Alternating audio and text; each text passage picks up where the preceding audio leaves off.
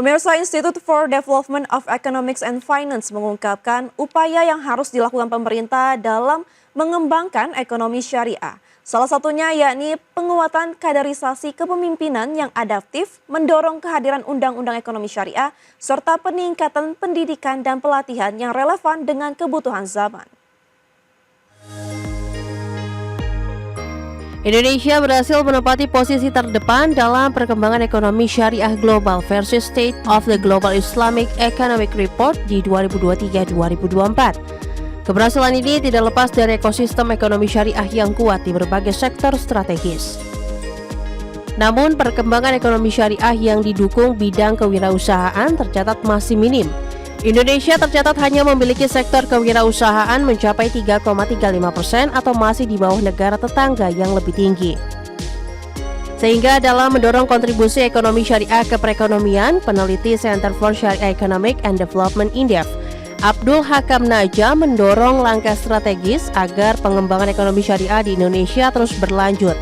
Salah satunya melalui penguatan kaderisasi kepemimpinan yang adaptif, mendorong kehadiran undang-undang ekonomi syariah, serta peningkatan pendidikan dan pelatihan yang relevan dengan kebutuhan zaman. Tentu memang perlu ada upaya untuk mengikat kita sebagai bangsa, perlu diikat dalam kesepakatan bersama. Apa itu kesepakatan? Undang-undang. Orang kontroversi boleh setuju, boleh tidak terhadap IKN, tapi begitu undang-undang diketok, jalanlah itu. Nah, disinilah saya kira pentingnya hadir undang-undang ekonomi syariah. Ya, undang-undang yang merangkum semua elemen dari pemangku kepentingan, semua sektor, kemudian dirangkum sebuah peraturan undang-undangan, diundang-undangkan, dan saya kira akan lebih bagus kalau ini disusulkan oleh eksekutif. Abdul Hakam menambahkan bahwa ekonomi dan keuangan syariah perlu diposisikan sebagai industri yang masih berkembang sehingga memerlukan dukungan dan insentif khusus.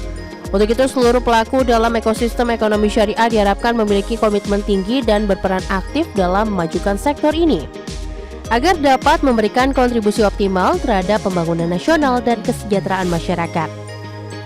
Dari Jakarta, Rajo Patmo, IDX Channel.